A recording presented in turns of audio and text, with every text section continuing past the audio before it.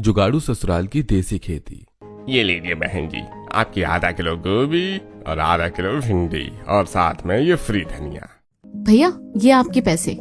वैसे भैया आपने अपने ठेले पर ये खराब सब्जी क्यों रखी हुई है?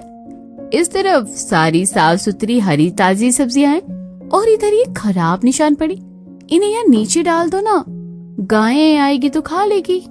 अरे बहन जी, ये सब्जियां तो अभी बिकेंगी, इसे लेने के लिए ग्राहक आने ही वाले होंगे। भैया ये सब्जियां तो फेंकने लायक है, भला इसे कौन खरीदेगा? सब्जी खरीदने आई मधु सब्जी वाले की बात सुनकर इतना बोल ही रही होती है कि तभी वहाँ हाथों में सब्जी का थैला लिए एक आशा नाम की औरत आती है। भैया सब्जी छाट कर रख दी थी आपने, इस थैले में डाल दीजिए। आशा की बात सुनकर सब्जी वाला वो सड़ी कली और निशान पड़ी हुई सब्जियों को आशा के थैले में डाल देता है और आशा उस सब्जी वाले को 20 रुपए देती है, जिसे देखकर वो सब्जी वाला, अरे काहे के 20 रुपए, 30 रुपए की सब्जी है, सारी लाओ और 10 रुपए और दो। भैया और दिनों के हिसाब से तो आज सब्जियां कुछ ज्यादा ही खराब लग रही हैं और कितने निशान भी है इन पर। 20 रुपए सही है इसके? इसे थोड़ा साफ करके बेचने पर लोग 50 रुपए में खरीद कर लेकर जाएंगे। 10 रुपए दो या तो सारी सब्जी वापस रख दो। सब्जी वाले की बात सुनकर आशा अपने बटुए से अब 10 रुपए का नोट निकालकर उस सब्जी वाले को दे देती है, जिसे देखकर आरती और मधु, मुझे ऐसा क्यों लग रहा है कि तुम्हें कहीं देखा है। अरे आरती, ये तो वही है जो हमारी पिछली गली में रहती है। अरे जिसका वो छोटा सा घर है। अरे हाँ याद आया, तुम भी सारी सब्जी ले जाती हो पकाने के लिए। अरे ये सब तो फेंकने लायक है, तुम इसमें से पकाओगे क्या? हाँ लेकिन वो अभी घर के हालात कुछ ठीक नहीं है ना, तो इसलिए मैं ये थोड़ी सस्ती सब्जी ले जाती हूँ घर के लिए। अरे सस्ती नहीं, बेकार बोलो। घर के हालात ठीक नहीं है, बात समझ आती है, लेकिन इस तरह की सब्जियां कौन खाता है? इसे खाकर बीमार पड़ना है क्या? रहने दे मधु, इन गरीबों को समझाने का कोई फायदा नहीं है। हमें तो बस लगता है इनके पास पैसा नहीं है, लेकिन इनके पास बहुत पैसा है। पता नहीं इतना पैसा रखकर ये लोग जाएंगे कहाँ। आरती और मधु की ऐसी बातें सुनकर आशा को थोड़ी शर्म महसूस होती है और वो फौरन अपनी सब्जी का थैला लिए सीधा घर पर आ जाती है। आशा बहू आ गई तू? आ जाने में काफी वक्त लग गया है। पता है बच्चे कब से खाना खाने के लिए कह रहे हैं। आज तो मुझे भी शाम से ही भूख लग गई है। माँ जी वो आगे वाला रोड बन रहा है ना, तो पीछे वाले रोड से आई थी, इसलिए टाइम लग गया। मैं भी खाना बना देती हूँ। आशा अपनी जेठानी के साथ अब सब्जियां को छाटने के लिए बैठ जाती है, तो वहीं माया आटा गूंथ रही होती है। इस बार तो आटा भी काफी जल्दी खत्म हो गया। 2 दिन के लिए ही आटा बचा है, फिर क्या करेंगे हम? इतनी जल्दी आटा कैसे खत्म हो गया? पूरे दिन भर में मुश्किल से 2 वक्त का खाना तो खा पाते हैं हम। अर्जुन का काम भी पिछले 3 महीने से मंदा पड़ा है, अब राशन कहाँ से आएगा?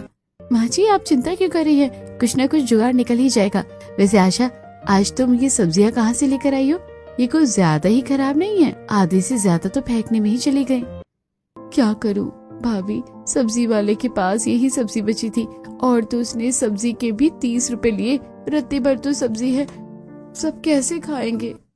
अब हर बार की तरह इस बार भी सब्जी में पानी ही मिलाना होगा, तभी सबकी प्लेट में आधी आधी कटोरी सब्जी आएगी।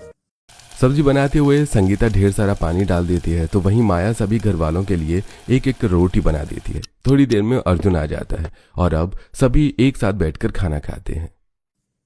आप रोज रोज ये पानी वाली सब्जी बनाकर रख देती है और खाने के लिए भी सिर्फ एक रोटी देती है। पता है स्कूल में कितनी भूख लगती है। मेरा तो रोज रोज ये खाना खा खाकर मन ऊब सा गया है। आखिरकार कब तक यही खाना मिलेगा हमारे शरीर को? ये सारी सब्जी से तो शरीर में रत्ती भर ताकत नहीं आती। इस उम्र में ही हाथ पैर दुखने लग गए हैं। ऐसे तो फिर मैं आगे क्या ही करूंगा? अनिल के जाने के बाद सब कुछ कितना बदल सा गया है। कितने अरमान लेकर हम इस शहर में आए थे, सोचा था गांव से बाहर आए हैं, एक नई जिंदगी शुरू करेंगे। सब कुछ बेचकर गांव में हमने शहर में छोटा सा घर लिया, लेकिन कुछ महीनों में सब कुछ बदल गया। गांव की जमीन को बेचकर पूरा परिवार 8 महीने पहले ही गांव से शहर आया था। कुछ ही हफ्तों में इन सबकी जिंदगी धीरे धीरे सुधरने लगी थी, लेकिन एक रोड एक्सीडेंट में उर्मिला के बड़े बेटे अनिल की मृत्यु हो जाती है, जिसके बाद घर के हालात ऐसे बिगड़ते हैं कि अभी तक ये पूरा परिवार खुद को संभाल नहीं पाता। सभी आंखों में पानी लिए खाना खा ही रहे होते हैं कि तभी सबको पड़ोस के घर से अच्छी खुशबू आने लगती है। लगता है आज पड़ोस में फिर से कुछ अच्छा बन रहा है। आज पड़ोस के घर में रोज कुछ न कुछ बढ़िया ही बनता है, सिवाय हमारे घर छोड़कर। मेरा भी यही खुशबूदार सब्जी खाने का मन कर रहा है, मुझे नहीं खानी ये पानी वाली सब्जी। अरे मैं तो खुद परेशान हो गया हूँ रोज यही पानी वाली सब्जी खा खा कर। पता नहीं हमारी पड़ोसन सब्जी देगी या नहीं, लेकिन मैं फिर भी कटोरी लेकर जाती हूँ, क्या पता थोड़ी सब्जी दे दे। गांव में तो हम सब एक दूसरे को बिना मांगे ही सब्जी दे दिया करते थे। संगीता कटोरी लेती है और अब पड़ोस में रह रही अपनी पड़ोसन आकांक्षा के घर जाती है। संगीता, तुम यहाँ क्या कर रही हो? वो भी इस वक्त? आज घर में सब्जी थोड़ी अच्छी नहीं बनी थी तो बच्चे खाना नहीं खा रहे थे, इसलिए सोचा कि तुमसे आकर थोड़ी सब्जी मांग लूं। हाँ, बस यही रह गया ना कि मैं इन गरीबों को अपने घर की सब्जियां देती रहूं। आज तो मैं इसे ऐसी सब्जी दूंगी ना कि कभी दोबारा मेरे घर पर नहीं आएगी सब्जी लेने। हाँ, क्यों नहीं, रुको मैं भी लेकर आती हूँ। आकांक्षा संगीता से कटोरी लेकर किचन में जाती है और उसमें अपनी बनाई हुई सब्जी डालकर ऊपर से ढेर सारा लाल मिर्च का पाउडर मिला देती है। अब इस तीखी सब्जी को खाकर पूरे परिवार की खटिया खड़ी हो जाएगी, फिर ये दोबारा कभी नहीं आएगी मुझसे सब्जी मांगने। संगीता सब्जी लेकर घर आती है जिसे देखकर पूरा परिवार काफी ज्यादा खुश होता है। चलो, आज कितने दिनों के बाद घर में अच्छी सब्जी आई है। सबसे पहले सब्जी मैं खाऊंगा, मम्मी सब्जी मुझे दो ना। संगीता थोड़ी थोड़ी सब्जी सभी की प्लेट में डाल देती है और अब सब जैसे ही सब्जी का पहला निवाला खाते हैं तो मिर्च के मारे उन सबका मुंह जलने लगता है। अरे हे भगवान, अरे सब्जी में कितनी मिर्ची डाल दी है इन लोगों ने, इतनी तीखी मिर्ची खाते हैं क्या ये? मम्मी जल्दी से पानी दो ना, बहुत मिर्ची लग रही है, बहुत तीखी सब्जी है ये। सब्जी में तो इतनी मिर्ची कोई नहीं डालता, लगता है आकांक्षा ने जानबूझकर सब्जी में मिर्ची डाली थी ताकि हम दोबारा कभी इससे सब्जी ना मांग सके। सब्जी नहीं देनी थी तो मना कर देती, इस तरह क्यों किसी गरीब का दिल दुखाया। पूरा परिवार गिलास भर भर के पानी पीता है, लेकिन मिर्ची इतनी ज्यादा थी कि वो अपने घर की बनी हुई सब्जी रोटी भी नहीं खा पाते और अब ऐसे ही सभी को सोना पड़ता है। अगले दिन, मैं काम पर जा रहा हूँ, आज एक दो जगह और जाऊंगा। अरे कब तक इतनी सी तनख्वाह में घर चलेगा, और सच कहूं तो घर चल भी नहीं कहाँ पा रहा है। मैं आपके लिए रात की रोटी सब्जी बांध देती हूँ, थोड़ी सी रखी हुई है, बाकी का मैंने बच्चों को दे दिया था। रहने दो, 2-3 बजे खाने का टाइम होता है फैक्ट्री में, तब तक तो वो रोटी सब्जी खराब भी हो जाएगी, तुम लोग घर पर ही खा लेना। पता नहीं भगवान हमसे किस बात की परीक्षा ले रहा है, खाने खाने के लिए मोहताज हो गए हम। साफ सुथरी सब्जी देखे हुए जमाना बीत सा गया है। अर्जुन अब सीधा अपनी फैक्ट्री के लिए निकल जाता है तो वहीं दूसरी तरफ स्कूल में बच्चों का लंच टाइम होता है और जैसे अरुण और साक्षी अपना लंच बॉक्स खोलते हैं तो उसमें रखा खाना खराब हो चुका था, जिसकी बदबू पूरी क्लास में फैल जाती है। ची कितनी गंदी बदबू आ रही है इन दोनों के लंच बॉक्स में से। हमसे दूर होकर बैठो, लग रहा है कोई चूहा मर गया है, कितनी गंदी बदबू आ रही है। पूरी क्लास के बच्चे और साक्षी और अरुण को चिढ़ाने लगते हैं कि तभी क्लास टीचर रेखा आती है। क्या हो रहा है यहाँ? लंच टाइम है, इसका मतलब ये नहीं कि क्लासरूम को फिश मार्केट बना दो। ये अजीब सी बदबू कहाँ से आ रही है? टीचर ये बदबू ना साक्षी और अरुण के लंच बॉक्स से आ रही है। बहुत गंदी बदबू आती है इनके लंच बॉक्स में। कितनी गंदी बदबू आ रही है तुम्हारे लंच में से? तुम क्या सड़ा हुआ खाना लेकर आते हो? कल अपनी मम्मी को बुलाकर लेकर आना और अपना ये टिफिन जाकर खाली करो, वरना हम सब तो बदबू में ही मर जाएंगे। दोनों बच्चे अपना अपना टिफिन उठाते हैं और बाहर ले जाकर सारा खाना कूड़ेदान में डाल देते हैं तो वहीं दूसरी तरफ फैक्ट्री में। अरे आज तो लंच नहीं लाया क्या? हाँ यार, मैं वो टिफिन घर पर ही भूल गया था। तो मेरे साथ आ जाना, आज मैं एक्स्ट्रा रोटी लेकर आया हूँ। अरे नहीं तू खा, मैं सुबह घर से खाकर आया था पेट भरकर, मन नहीं कर रहा अभी। अरे झूठ मत बोल, मुझे पता है अभी तेरे हालात ठीक नहीं चल रहे हैं और तूने कुछ नहीं खाया है। चल आजा, चुपचाप से आ। अपने दोस्त राम के साथ लंच करते हुए अर्जुन की आंखें भरने को आ जाती हैं। आए दिन अर्जुन की फैक्ट्री के दोस्त उसे अपने हिस्से से थोड़ा थोड़ा खाना खिला दिया करते थे, लेकिन अपने परिवार की परेशानी को देखकर अर्जुन को खाना बिल्कुल भी अच्छा नहीं लगता। तो वहीं अगले दिन जब दोनों बच्चे अपनी माँ को लेकर स्कूल जाते हैं तो। जी मैडम जी, आपने बुलाया था? हाँ आशा जी, मैंने आपको बुलाया था। ये आप अपने बच्चों को किस तरह का खाना देते हैं? दोपहर तक इनका सारा खाना खराब हो जाता है और पूरी क्लास में बदबू फैल जाती है। इनकी वजह से बाकी बच्चे भी खाना नहीं खा पाते हैं। वो भी घर के हालात थोड़े ठीक नहीं चल रहे हैं, इसलिए हमें इन्हें रात का ही खाना दे दिया करते हैं। ठंड में तो खाना खराब नहीं होता था, लेकिन अब गर्मी है ना, शायद इसलिए खराब हो जाता है। आपने इन्हें रात का खाना दिया हो या सुबह का, मुझे इससे कोई मतलब नहीं है, लेकिन इनका खाना खराब नहीं होना चाहिए क्योंकि बाकी बच्चों को भी दिक्कत आती है। पहले से ही 2 स्टूडेंट के घर से मुझे शिकायत आ चुकी है। अगर इतनी प्रॉब्लम है तो आप अपने बच्चों को घर बैठाइए, जब पैसे होंगे पढ़ा लेना। टीचर की ऐसी बातें सुनकर संगीता और आशा को काफी ज्यादा शर्मिंदगी महसूस होती है और अब वो लोग बच्चों को लेकर सीधा घर आ जाते हैं। क्या हुआ भाभी? हम जब से स्कूल से निकले हैं आप पूरे रात से चुप थी। टीचर की बातों को ज्यादा देर तक मत सोचिए। लेकिन आशा कहे तो वो टीचर बिल्कुल ठीक रही है ना। कब तक हम ऐसे हालातों से गुजरते रहेंगे? बिना सब्जी के हम लोगों को ठीक से पोषण भी नहीं मिल पा रहा है। बच्चे भी पहले से कितने दुबले पतले हो गए हैं। इसलिए मैंने सोचा है कि अब मैं भी कोई काम करूंगी और घर के हालातों को ठीक करूंगी। लेकिन भाभी, अभी आपकी तबीयत ठीक नहीं है। भैया के हादसे से आप अभी तक ठीक से उभरी भी नहीं हैं। रात भर सोती रहती हैं। लेकिन हम में से किसी न किसी को तो काम करना ही होगा। तुम घर पर रहकर माँ जी और बच्चों को संभालो, मैं बाहर जाकर काम ढूंढती हूँ। संगीता अब आसपास में घर की साफ सफाई का काम ढूंढना शुरू कर देती है और जल्दी एक फ्लैट में संगीता को काम मिल जाता है। ऐसे ही अब 1 से 2 हफ्ते गुजर जाते हैं। संगीता, आज तुम पापा जी का खाना टिफिन में पैक कर देना और मैं तुम्हें जो एड्रेस दूंगी ना, वहाँ जाकर तुम्हें देना होगा। थोड़ा ज्यादा काम है तो वो खाने पर नहीं आ सकेंगे। ठीक है मालकिन।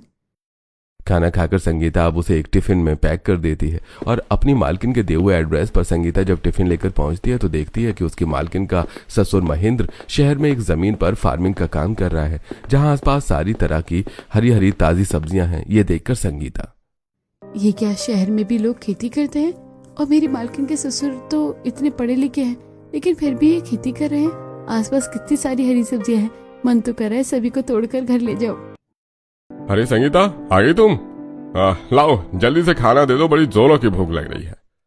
बड़े मालिक, अगर आप बुरा ना माने तो एक बात पूछूं? ये खेती वगैरह तो हम गांव में करते हैं, लेकिन आप शहर में क्यों कर रहे हैं? और आप तो इतने पढ़े लिखे आदमी हैं, आपको ये छोटा काम शोभा थोड़ी ना देता है। अरे संगीता, खेती करना कोई छोटा काम नहीं होता। खेती करने वालों की बदौलत ही तो आज हम खाना खा पा रहे हैं। मैं भी गांव से ही हूँ और मैंने तो सोच रखा था कि जब मेरे रिटायरमेंट की उम्र हो जाएगी तब मैं शहर में ही कोई जमीन लेकर खेती करूंगा। और देखो यहाँ आसपास कितनी सारी सब्जियां हैं। ये सब मैंने अपने हाथों से उगाई हैं। घर में जो सब्जियां बनती है ना, वो सब यहीं से जाती हैं। महेंद्र की बात सुनकर संगीता को काफी हैरानी होती है और अब महेंद्र के खाना खाने के बाद संगीता टिफिन लेकर घर आ जाती है। और जब रात में संगीता खाना बनाकर निकल रही होती है तो सब्जी काफी बच गई है तो तुम इसे घर ले जाओ। आज सब्जी मत बनाना, यही खा लेना तुम लोग। अपनी मालकिन के कहने पर संगीता सब्जी लेकर सीधा घर आ जाती है और जब पूरा परिवार आज काफी समय के बाद ताजी हरी सब्जी खाता है तो ये सब्जी तो काफी ज्यादा टेस्टी है। ये सच में आपने बनाई है? हाँ भाभी, सब्जी सच में ज्यादा बढ़िया बनी है। कौन सा मसाला डाला है आपने इसमें? मैं जैसी बनाती थी बिल्कुल वैसे ही सब्जी बनाई है। लेकिन फर्क इतना है, वो सब्जी हम बाहर मंडी से लाते थे और ये सब्जी मेरी मालकिन की खुद घर पर उगाई हुई है। पता है, उनके ससुर इस उम्र में भी खेती करते हैं। काफी बड़ी जमीन है उनकी और वहाँ पर कम से कम 10 से 15 तरह की सब्जियां होंगी। गांव में तो हर कोई अपने आंगन में ही सब्जी उगाता था, लेकिन शहर में ऐसा नहीं है। काश हम लोग भी गांव की तरह यहाँ शहर में भी सब्जियां उगा पाते तो कितना सही रहता ना। सब्जी उगती और हम खाते और फिर हमें सब्जियों के लिए नहीं तरसना पड़ता। सभी आशा की बात सुन में हाँ मिलाते हैं। तो वहीं इसी तरह दिन गुजरता है और अगले दिन जब संगीता अपने आंगन की धुलाई कर रही होती है कि तभी अपने आंगन की जमीन को देखकर संगीता, हमारे आंगन की जमीन बिल्कुल गांव की जमीन की तरह है। वहाँ भी हम अपने आंगन में ही सब्जियों की खेती कर लिया करते थे। अगर जमीन एक जैसी हो तो फिर खेती तो हम यहाँ पर भी कर सकते हैं ना। संगीता के मन में जैसी ये बात आती है तो फौरन जल्दी से अंदर आकर सभी को ये बात बताती है, जिसे सुनकर अगर आपकी बात मानकर हम खेती भी करते हैं तो शहर और गांव में काफी फर्क होता है। आपकी मालकिन के ससुर जी काफी अमीर हैं, उनके पास किसी भी चीज की कोई कमी नहीं है, लेकिन हमें खेती करने के लिए काफी चीजों की जरूरत पड़ेगी और उसके लिए हमारे पास पैसे कहाँ हैं? अरे आशा, हम गांव के देसी लोग हैं। हम लोगों को तो काम ही है कि हर परेशानी का जुगाड़ से इलाज करना, तो कोई ना कोई तो जुगाड़ ढूंढ ही लेंगे। लेकिन भाभी, कितना ही जुगाड़ ढूंढेंगे हम? चलो माना खेती करने के लिए औजार हम कहीं से ले आएंगे, लेकिन खाद कहाँ से लाएंगे? शहर में खाद के दाम पता है कितने चल रहे हैं। अरे खाद तो हम लोग घर से भी बना सकते हैं। बहू मार्केट से जो सब्जी लेकर आती है वो खराब होती है और गलियों में रोज गायें भी तो कितना गोबर करके चली जाती है। दोनों को मिलाकर घर पर खाद ही तैयार हो जाएगी। और खेतों की जुताई के लिए जो सामान चाहिए होता है वो भी मैं कहीं ना कहीं से इंतजाम तो कर ही लूंगा। मुझे नहीं पता था कि हमारे देसी जुगाड़ से खेती का नतीजा क्या होगा, लेकिन अब हम सब कोशिश कर सकते हैं। भगवान भी उनकी मदद करता है जो खुद अपनी मेहनत करके ऐसे कुछ दिन गुजर जाते हैं और आज रविवार का दिन होता है। संगीता और आशा घर में रखा एक बड़ा सा नीला ड्रम जो पानी से भरा था उसे खाली करते हैं और उसके अंदर सारी सड़ी गली सब्जियां डाल देते हैं। ये सब्जियां तो काफी ज्यादा कम है, इसमें तो बहुत ही कम खाद बनेगी। मैं तो मंडी चली जाती हूँ, वहाँ पर तो काफी सारी सब्जियां होती है, वहाँ से सब्जियां ले आती हूँ। आशा सीधा मंडी जाती है और सब्जी वाले के पास जाकर उससे सारी खराब सब्जियां मांगने लगती है, जिसे देखकर सब्जी वाला, अरे जो तुम पहले सब्जी ले जाती थी वो थोड़ी बहुत खाने लायक होती थी, लेकिन अब तो तुम ये सारी सब्जियां खराब ले जा रही हो। अरे इसे तो कोई जानवर भी नहीं खाएगा, क्या करोगी इसका? ये आपके किसी काम की नहीं है तो हमें दे दीजिए।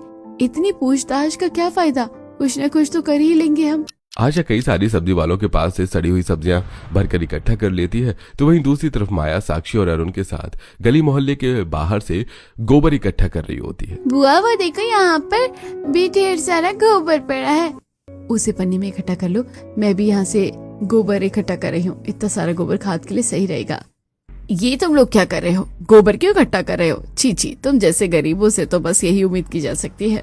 आसपास से गुजर रहे लोग माया को काफी ज्यादा ताना दे रहे होते हैं, लेकिन सबकी बातों को नजरअंदाज करके माया गोबर इकट्ठा करती है और सीधा घर ले आती है, जहां वो सभी मिलकर ड्रम के अंदर बाकी लाई हुई सब्जियां और गोबर डाल देते हैं। धीरे धीरे बीतने दिनों के साथ साथ खाद बननी शुरू होने लगती है, लेकिन खाद से निकल रही बदबू की वजह से आसपास के लोगों को परेशानी शुरू हो जाती है। पता नहीं इन लोगों ने अपने आंगन में क्या सड़ा के रखा है, 2-3 दिन से लगातार बदबू आ रही है। बदबू से परेशान कुछ पड़ोसी अब उनके घर आते हैं। तब लोगों ने क्या सड़ा दिया है, पता है कितनी गंदी बदबू आ रही है, मैं तो ठीक से खाना भी नहीं खा पा रही हूँ। हम अपने आंगन में खेती करने का सोच रहे हैं ना, तो उसके लिए खाद बना रहे थे, और जब खाद बनता है तो उसमें ये बदबू तो आएगी, सिर्फ 2-4 दिन की बात है, फिर खाद बनकर तैयार हो जाएगी। तुम्हारी खाद बनने के चक्कर में हम लोगों का तो दम ही घुट रहा है। आसपास के पड़ोसियों को इतना भड़कता देखकर संगीता और आशा के पास अब कोई रास्ता नहीं बचता और अब वो इस ड्रम को ले जाकर घर के अंदर रख देते हैं। बहू, हमने खाद बनने के लिए तो रख दी है और कुछ दिनों में वो बन जाएगी, लेकिन सब्जियों के बीज का क्या करें, वो कहाँ से लेकर आएंगे हम लोग? माँ, भाभी जो सस्ती मंडी से सब्जियां लेकर आती है उसमें से कई सारी सब्जियां काफी पकी होती है, हम उनके बीज निकाल कर रख लेंगे और वही खाद में डाल देंगे। अरे वाह माया, तुम्हारा दिमाग तो बिल्कुल किसान की तरह काम कर रहा है। देखा माँ जी, मैंने कहा था ना कि हमारा देसी परिवार जुगाड़ करके खेती कर लेगा। इस तरह 2-4 दिन गुजरते हैं और अब खाद बनकर पूरी तरह से तैयार हो जाती है, जिसे देखकर मिथिलेश और अर्जुन दोनों आंगन में जुताई का काम शुरू कर देते हैं।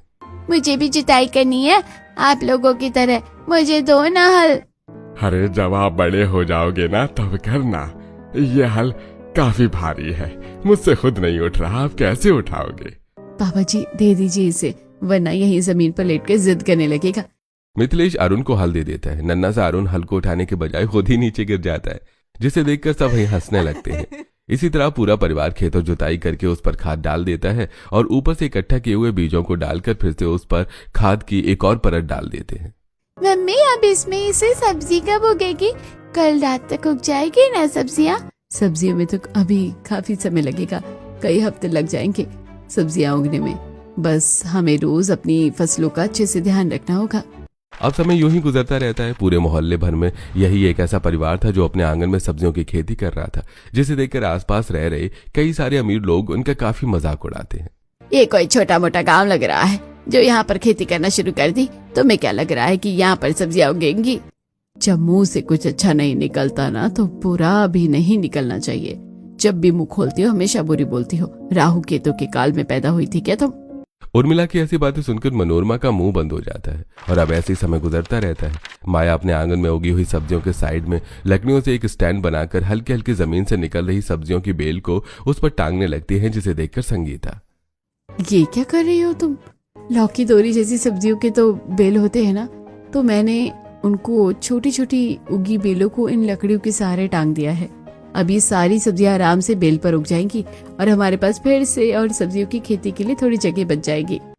ये तो मैंने सोचा ही नहीं, ये सारी सब्जियां तो आराम से बेल पर उग जाएंगी तो हमारे पास काफी सारी जमीन बचेगी, उस पर हम और भी सब्जियों की खेती कर सकते हैं। अब धीरे धीरे दिन गुजरने लगते हैं। गांव की तरह ही शहर में खेती करने की वजह से खेत के आसपास हर वक्त काफी सारे कौवे उड़ते आते रहते थे, जिसे देखकर पड़ोस के बच्चे काफी डरते हैं। रोहन बेटा, क्या हुआ तुम्हें? आजकल तुम घर में ही खेलते हो, बाहर जाकर खेलो ना। हम बाहर नहीं जाएंगे, पता है वो पड़ोस वाली आंटी है ना, उनके घर के आसपास ढेर सारे कौवे रहते हैं, मुझे उनसे बहुत डर लगता है। बेटा तो मैं खुद कौओं की आवाज से परेशान हो चुकी हूँ, आज तो इन लोगों से बात करनी ही पड़ेगी। रोज रोज कौओं की आवाज से आस पड़ोस के लोग काफी परेशान हो जाते हैं जिसे देखकर। अरे मैं भी कब तक आपके बाहर लाठी लेकर बैठा रहूं? अरे इधर से कौवे भगाता हूं तो उधर से आ जाते हैं। तो पापा हम लोग एक बिजूका बना देते हैं ना, उस खेत के बीच खड़ा कर देंगे, उससे कोई भी कौवा नहीं आएगा।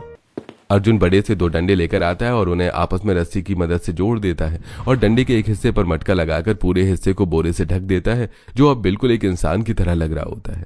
ये कितना डरावना था ना, हमें इसे यहाँ क्यों खड़ा कर रहे हैं, मुझे उससे डर लग रहा है।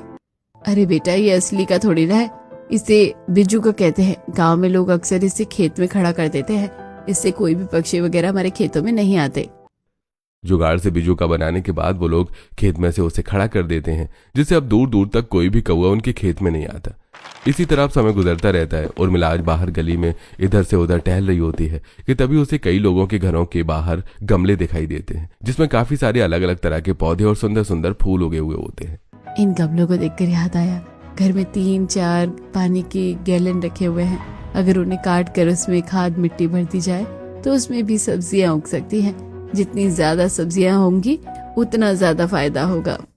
उर्मिला घर आकर सारी बात अपनी बहू और बेटी को बताती है, जिसे सुनकर अब वो घर में रखे गैलन को चाकू की मदद से बीच हिस्से से काट लेते हैं, जिनमें वो खाद मिट्टी डालकर जोतने लगती हैं। माँ इसमें से भी सब्जियां निकलेंगी ना? हाँ अरुण बेटा, इसमें से भी सब्जियां निकलेंगी। वक्त गुजरता रहता है। हल्की हल्की बेलपत्ती से अब छोटी छोटी सब्जियां निकलनी शुरू हो जाती हैं, लेकिन धीरे धीरे उनमें कीड़े भी लगने लगते हैं, जिसे देख मिथिलेश। अरे किसान तो सब्जियों की खेती पर कीटनाशक दवाई डाल देते हैं, जिससे सारे कीड़े मर जाते हैं और सब्जियों को भी नुकसान नहीं होता। लेकिन कीटनाशक दवाई तो काफी महंगी आती है, हम लोग कैसे लेंगे? तनख्वाह आने में भी अभी समय है, अगर उसका इंतजार किया तो सारी सब्जियों की फसल खराब हो जाएगी। भाभी जो पैसे लेकर आई थी ना वो भी राशन में खत्म हो गए, अब क्या करें? जब मैं छोटी थी तो मेरे बाबा के दोस्त घर पर आते थे, वो अक्सर अपने खेतों में कीटनाशक दवाई डालने के बजाय नीम का तेल डाला करते थे। अगर हम भी वही डाले तो? नीम का तेल कीड़े मकोड़ों के लिए जहर की तरह काम करता है। एक बार डालकर देखने में क्या बुराई है? घर के पास ही नीम का पेड़ है, वहां से मैं नीम तोड़ कर ले आऊंगी। आशा पास के ही नीम के पेड़ से ढेर सारी नीम की पत्तियां तोड़कर ले आती है, जिनके इस्तेमाल करके अब वो घर में ही नीम का तेल बनाती है और उन्हें फसलों पर छिड़क देती है, जिससे धीरे धीरे करके सारे कीड़े मकोड़े मर जाते हैं और उनकी फसल खराब होने से बच जाती है। इसी तरह समय गुजरता है और अब सामने पड़ोस में रहने वाले संजय के परिवार में आज कुछ डीलर आए होते हैं। तो सर कैसा लगा आपको हमारा घर? वैसे तो इसकी मार्केट वैल्यू 2 से 3 करोड़ रुपए है, लेकिन मैं आपको इसे सिर्फ 1.5 करोड़ में बेच रहा हूँ। देखिए वो तो ठीक है, लेकिन ये सामने क्या हो रहा है? यहाँ से सामने का व्यू कितना बेकार है। हम जिन कस्टमर को ये घर देंगे, अगर उन्हें व्यू पसंद नहीं आया तो? अरे ये तो बेचारे गरीब लोग हैं, थोड़े बहुत आंगन में खेती कर रहे हैं, भला इनसे क्या दिक्कत हो सकती है? देखिए रहने वालों को दिक्कत हो सकती है, हम अभी कुछ नहीं कह सकते, कल तक आपको बता देंगे हमें घर लेना है या नहीं। इस गरीब देसी परिवार की खेती की वजह से संजय की करोड़ों की डील चली जाती है, जिससे गुस्सा होकर संजय इस गरीब परिवार के घर आकर उनसे लड़ना शुरू कर देता है। अरे देखिए, तुम लोगों की वजह से मेरा इतना बड़ा नुकसान हो गया। इतनी मुश्किल से एक अच्छा क्लाइंट मेरे हाथ लगा था, अब मेरे नुकसान की भरपाई कौन करेगा? तुम लोग? भाई साहब हम तो अपने घर के आंगन में खेती कर रहे हैं ना, तो इससे भला आपको क्या दिक्कत हो सकती है? अभी तो हमारी फसल ठीक से उगी भी नहीं है और आप लोगों को इतनी दिक्कत हो रही है कि सारी दिक्कत हम गरीबों से ही है। अब देखिए, और लोगों का मुझे पता नहीं है, लेकिन हाँ मुझे तो तुम लोगों से है। पता नहीं क्या समझते हो तुम लोग अपने आप को। संजय और अर्जुन की काफी बहस होती है और अब उस गरीब परिवार को सुनाकर संजय घर आ जाता है। इसी तरह वक्त गुजरता है और अब आखिरकार इस गरीब देसी परिवार की मेहनत रंग लाती है। कि देखिए माँ जी, आखिरकार हमारे आंगन में सब्जियां उगी गई। देखा, हम सबकी जुगाड़ू देसी मेहनत का नतीजा है। मैं तो आज इन सभी सब्जियों से काफी कुछ बनाने वाली हूँ। मैं तो बेताब हूँ अपने आंगन की उगी हुई सब्जियों को खाने के लिए। आज कई महीनों बाद हमारे घर में कुछ अच्छा बनेगा। सभी अपने आंगन में से थोड़ी थोड़ी अलग अलग तरह की सब्जियां तोड़ लेते हैं और जब दोनों बहुएं मिलकर अपने आंगन में उगी हुई सब्जियों को पकाती हैं तो पूरे घर में उन हरी ताजी सब्जियों की खुशबू फैलने लगती है। मजा आ गया खाकर।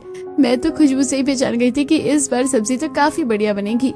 ये तो बिल्कुल वैसा ही स्वाद लग रहा है जैसा संगीता भाभी अपनी मालकिन के घर से सब्जियां लेकर आती है। अब जाकर लग रहा है इतने महीनों बाद में कुछ गया है पेट में। मैं तो सिर्फ सब्जी ही सब्जी खाऊंगा। इन सब्जी के सामने तो पनीर और चिकन भी फेल है। हाँ चाची और मम्मी, सब्जी सच में काफी टेस्टी बनी है। सभी लोग सब्जी की काफी ज्यादा तारीफ करते हैं। तो वहीं पड़ोस से कमलावती और मनोरमा नाम की दो औरतें अचानक उनके घर आ जाती हैं। अरे उर्मिला बहन, क्या बना रही हो ऐसा जो हमारे घर तक खुशबू आ रही है? अरे हमने तो बस मामूली सब्जी बनाई है। हमारे आंगन में तो सब्जी उगी थी ना, तो अब वो खाने लायक हो चुकी थी, तो बस बहू ने वही बनाया है। मामूली सब्जियों से इतनी अच्छी खुशबू आ रही है। अरे जब खुशबू ही इतनी बढ़िया है तो स्वाद में कितना अच्छा होगा। बहू जरा तुम एक कटोरी सब्जी दे दो। जो परिवार दूसरे घर की एक कटोरी सब्जी के लिए तरसता था, अब वही परिवार अपने पड़ोसियों को कटोरी भरकर सब्जी देता है, जो उन्हें काफी पसंद आती है। तो वहीं अब संगीता पहली बार अपने घर में बनी हुई सब्जी ले जाकर अपनी मालकिन और उनके ससुर को चखाती है, जो उन्हें भी काफी पसंद आती है। अरे भाई, ये सब्जी तो वाकई काफी बढ़िया बनी है। देखा, घर में उगी हुई केमिकल मुक्त सब्जियों का स्वाद। हाँ, और सेहत के लिए भी ये सब्जियां सबसे ज्यादा अच्छी होती हैं। वरना आजकल तो मार्केट में शायद ही कोई ऐसी सब्जी होगी जिसमें केमिकल का इस्तेमाल न किया गया। वैसे संगीता, तुम्हारे घर वाले इन सब्जियों को ठेले पर बेचकर कितना ही कमा लेते होंगे, और तुम लोग तो बाकी सब्जी वालों के मुकाबले काफी कम दाम में बेचते हो, तो इससे तुम्हारा क्या ही फायदा होता होगा। तुम ये बड़ी मंडी में क्यों नहीं बेचते? थोक माल के हिसाब से बेचोगे तो पैसे ज्यादा भी आएंगे और माल भी अच्छा खासा बिक जाएगा। लेकिन मालकिन, थोक माल के हिसाब से सब्जी बेचने के लिए उतनी सब्जियां भी तो होनी चाहिए। हमारे पास तो काफी कम सब्जियां हैं। अरे तो फिर एक जमीन क्यों नहीं ले लेते? अपने घर के आंगन की जमीन के साथ साथ उस जमीन पर भी खेती करना। और नहीं तो क्या। और रही बात पैसों की, तो जितने तुम्हारे पास है उतने तुम लगा लो और बाकी के हम लोग लगा लेंगे। यामिनी और महेंद्र की बात सुनकर संगीता काफी ज्यादा खुश होती है और अब घर आकर सारी बात अपने परिवार वालों को बताती है, जिसके बाद अब महेंद्र और यामिनी से पैसे लेकर वो लोग एक काफी अच्छी और उपजाऊ जमीन लेते हैं, जिस पर वो जल्द ही खेती करना शुरू करते हैं। सुनी जी, मैं काफी ज्यादा खुश हूँ, लेकिन थोड़ी घबराहट हो रही है। हमारा आंगन तो काफी छोटा है, अगर उसमें उगी हुई सब्जियां खराब भी हो जाती है तो शायद हमें दुख नहीं होता, लेकिन यहाँ अगर हमसे कोई गलती हो गई और ऊपर से हम पर कर्ज भी है। अरे सच कहूं तो मैं भी थोड़ा परेशान हूँ, लेकिन हम मेहनत तो पूरी करेंगे और मुझे पूरा यकीन है कि अब भगवान हमारे साथ शायद कुछ गलत नहीं करेगा। पूरा परिवार मिलकर उस जमीन की जुताई करता है और अब धीरे धीरे उस पर भी अच्छी खासी सब्जियों की फसल उगनी शुरू हो जाती है, जिससे समय के साथ साथ अब उनके हालात भी पहले से काफी बेहतर हो जाते हैं। अरुण, तुम लंच बॉक्स में क्या लेकर आए हो? तुम्हारे लंच बॉक्स में से काफी अच्छी खुशबू आती है। क्या मैं तुम्हारी सब्जी खा सकता हूँ? मुझे भी तुम्हारी सब्जी खानी है। मेरी मम्मी ने जो बनाई है उसमें तो कोई टेस्ट ही नहीं है। जो बच्चे पहले अरुण और साक्षी के टिफिन बॉक्स को देखकर मुंह बनाते थे, अब वही बच्चे उन दोनों के टिफिन से सब्जियां ले लेकर खाते हैं। तो वहीं दूसरी तरफ, अरे मोनिका बहन, तुम भी क्या मंडी जाकर सब्जियां लाती हो? अरे इन लोगों से ही ले लिया करो, काफी कम दामों में सब्जियां मिल जाती है, और तो और सारी सब्जियां ताजी होती है, स्वाद में भी एक नंबर लगती है। ज्यादातर पड़ोसी भी अब उसी परिवार से सब्जियां लिया करते थे। इसी तरह कुछ वक्त और गुजर जाता है और एक दिन, डॉक्टर, मेरे बच्चे को क्या हो गया है? सुबह से उल्टी पर उल्टी कर रहा है। आई थिंक आपके बेटे को फूड पॉइजनिंग हो गई है। जरूर इसने कुछ बाहर का उल्टा सीधा खाया है। अरे भैया, ऐसा तो हो ही नहीं सकता। मेरा बेटा तो हमेशा घर का ही खाना खाता है। हमारी गली में रोज एक सब्जी वाला आता है, मैं उससे ही घर के लिए रोज ताजी हरी सब्जियां लेता हूँ। देखिए, जरूरी नहीं है कि बाहर के खाने से ही आजकल लोगों को फूड पॉइजनिंग हो। आजकल मार्केट में लोग सब्जियों में भी काफी भारी मात्रा में मिलावट कर रहे हैं। लगता है उसी मिलावट का असर है ये। संजय और प्रेरणा दोनों काफी परेशान होते हैं। तो वहीं जब ये सारी बात आशा और संगीता के घर वालों को पता चलती है, तो उन्हें प्रेरणा और संजय के बच्चे की काफी फिक्र होती है, और अब आशा खुद हरी सब्जियों का सूप बनाकर प्रेरणा के घर लेकर आती है। प्रेरणा बहन, मैं ये सब्जियां का सूप लेकर आई हूँ, और डरिए मत, ये कोई केमिकल वाली सब्जियां नहीं। आप तो जानते हैं हम लोग खुद ही सब्जियों की खेती करते हैं। आशा से सूप लेकर प्रेरणा अपने बच्चों को पिला देती है, और अब आशा और संगीता रोज प्रेरणा के बच्चों के लिए सब्जियों से बना ताजा सूप पिलवाती हैं, जिसे पीकर उनके बच्चे की हालत में काफी सुधार आता है। और ये सब देखकर संजय आज उनके घर आता है, जिसे देख, अरे संजय भाई साहब, आप? देखिए, मैंने जो आप लोगों के साथ उस दिन बर्ताव किया था उसके लिए मैं माफी मांगने आया हूँ, और थैंक यू सो मच। आप लोगों की वजह से सच में मेरे बेटे की सेहत में काफी सुधार आया है। अरे इसकी कोई जरूरत नहीं है, मेरे बच्चे की तरह ही आपके बच्चे भी हैं, और आप एक बाप का दर्द तो मैं ही समझ सकता हूँ। इसी के साथ अब अर्जुन और संजय के परिवार के रिश्ते भी ठीक हो जाते हैं, और इसी के साथ अब पूरा परिवार अपने इसी काम को आगे बढ़ाता है और एक अच्छी खासी जिंदगी जीता है।